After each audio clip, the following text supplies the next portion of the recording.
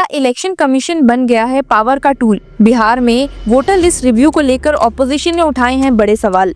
बिहार की assembly elections जैसे जैसे करीब आ रहे हैं वैसे वैसे पॉलिटिकल टेम्परेचर भी गर्म हो रहा है। इस बार आग लगा दी है इलेक्शन कमीशन के एक फैसले ने, जिसमें उन्होंने वोटर लिस्ट का स्पेशल इंटेंसिव रिव्यू स्टार्ट करने का अनाउंसमेंट किया है। लेकिन यह बात सिर्फ एक एडमिनिस्ट्रेटिव प्रोसेस की नहीं है। बिहार के ऑपोजिशन पार्टीज इस एक्सरसाइज को एक वोट सप्रेशन प्लॉट कह रही है। उनका कहना है कि इसके जरिए पुअर, माइनॉरिटीज और सबल्टर्न वोटर्स को निशाना बनाया जा रहा है। क्या सच में ऐसा हो रहा है? क्या सच में इलेक्शन कमीशन एट फॉल्ट है, या फिर ये सब सिर्फ स्पेकुलेशंस हैं और वोटर्स के मन में कंफ्यूजन पैदा करने की टेक्निक्स? सिर्फ इतना ही नहीं, अब तो बातें ये भी हो रही हैं कि election commission of India ruling party को फेवर कर रही है और उन्हें जितवाने के लिए इतनी तैयारियां की जा रही है। क्या ये बात सच है? आइए जानते हैं इस वीडियो में। आने वाले बिहार इलेक्शन से पहले और इलेक्शन कमीशन ऑफ इंडिया के लाए गए चेंजेस को देखते हुए ऑपोजिशन लीडर्स जैसे कि राहुल गांधी, ममता बनर्जी और बिहार के ऑपोजिशन ने कई सारे सवाल खड़े किए हैं। आरजेडी के लीडर चितरंजन गगन ने तो सीधा इल्जाम लगा दिया,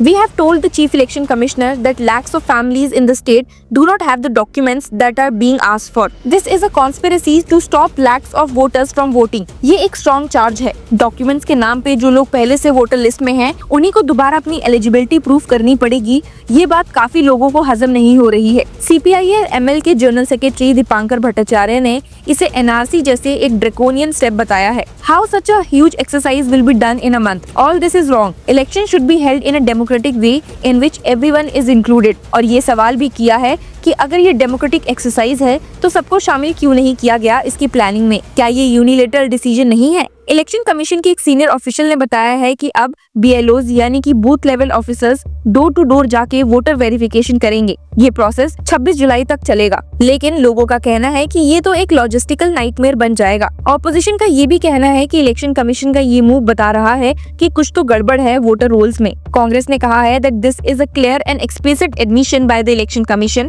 that all is not well with India's electoral rolls. Exactly what the Congress party and the leader of opposition Rahul Gandhi have been repeatedly pointing out with evidence from Maharashtra. Congress की ईगल कमेटी ने warning दी है that lakhs of union and state government officials will now control and dictate who has correct documents and who doesn't, who gets to vote in the upcoming Bihar elections, etc.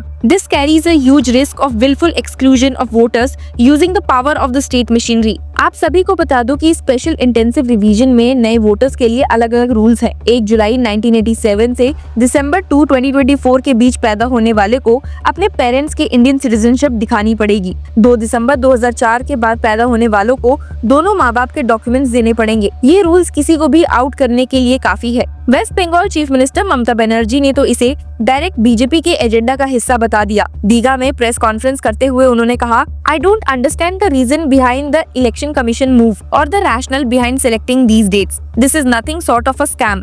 I seek clarification from the Commission on whether they are trying to implement the NRC through backdoors. In fact, this looks to be more dangerous than the NRC, which every political party in opposition must resist. उन्होंने बताया कि उनको election commission के 2 letters मिले हैं, जिसमें Annexure D नाम का एक डिक्लेरेशन फॉर्म भी है। The Commission is now seeking a declaration form from the voters born between 1st July 1987 and 2nd December 2004, where they will have to submit birth certificates of both parents as proof of citizenship. Mamata Banerjee का कहना था कि ये पूरा plan Bengal को निशाना बनाने के लिए है, क्योंकि बंगाल इलेक्शंस अगले साल हैं। Bihar has a BJP government. The election commission will not act in Bihar. Only 3 months left before elections are held in Bihar. They will follow what the BJP says. Their target is Bengal, the migrant workers and the peoples of Bengal. She said the chief election commissioner's plan is dangerous, alarming for democracy. Mamata Banerjee ने तो even ये तक कह दिया है that how can the election commission of India do this unilaterally without consulting the recognized political parties at the central and state levels who play a key role in running the country's democratic structure. They are treating us like bonded laborers and doing this only to fulfill the wishes of a certain RSS प्रचारक who is now running the country for all practical purposes. वो अपने booth level agents का data भी देने से मना कर चुकी हैं और उन्होंने कहा है कि मैं अपने BLOs के नाम क्यों रिवील करूं ताकि बीजेपी उन्हें खरीद सके। उन्होंने ये भी एक्यूज किया कि इलेक्शन कमीशन बंगाल में आउटसाइडर्स को वोटर्स बना रहा है। We asked the commission to rectify the voter list by means of proper guidelines so that names of valid voters are not deleted. My humble request to Election Commission is that it should act impartially like it is expected to. She further highlighted that this ploy is now clear as daylight. We are the first to respond, but I urge the other opposition parties to take serious note of this and build resistance. Mamata Banerjee ने एक और strong warning भी दी कि citizens अपनी आंखें खुली रखे electoral rolls में अपने स्टेटस को लेकर, नहीं तो पता चला कि उनका नाम रोल से स्ट्रक कर दिया गया और उन्हें डिटेंशन कैंप भेज दिया गया है.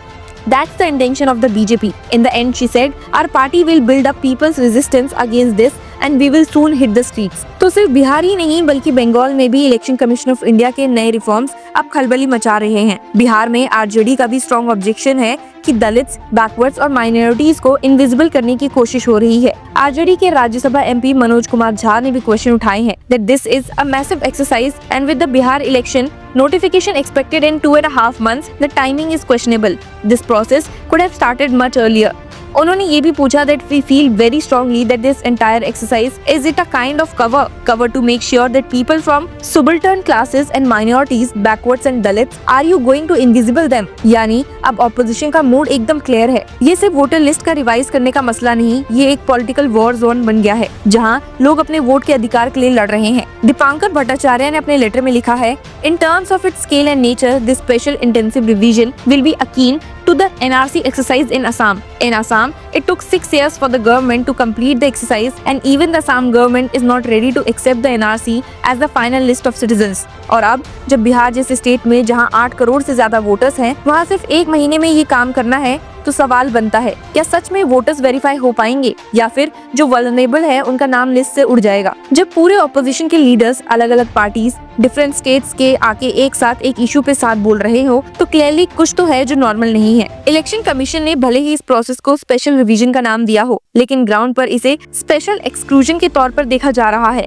ममता बनर्जी का ये कहना that are dangerous games afoot and it's alarming for our democracy, या फिर कांग्रेस का ये कहना that election commission wants to discard the current electoral rules entirely, ये सब इसी बात का सिग्नल है कि ट्रस्ट का क्राइसिस है. जिस डेमोक्रेसी की जान होती है फ्री एंड फेयर इलेक्शन, अगर उसी की क्रेडिबिलिटी पे सवाल उठ रहे हैं तो फिर सिर्फ वोटर लिस्ट ही नहीं पूरा सिस्टम ही अंडर क्वेश्चन चला जाता है. बिहार के वोटर्स के लिए सबसे इम्पोर्टेंट काम ये है कि वो अपना नाम वोटर लिस्ट में बारीकी से चेक करे, डॉक्यूमेंट्स रेडी रखे और किसी भी एक्सक्लूजन के खिलाफ खुद भी अवेयर रहें, क्योंकि आज वोटर लिस्ट से नाम हटा तो कल डेमोक्रेसी से आपका हक भी हट सकता है. Thank you for watching this and keep sharing your views with us. Hello law lovers and justice seekers, welcome to law Chakra. हम आपके लिए लेकर आए हैं कुछ बहुत ही exclusive. Introducing law Chakra prime membership, जो आपको देगा exclusive access like never before. इसी के साथ अगर आप कभी सोचे कि हम कैसे लेकर आते हैं आपके लिए ये लीगल अपडेट्स, तो इसके लिए भी प्राइम मेंबर्स के लिए है हमारे पास एक special sneak peek behind the scenes of law chakra.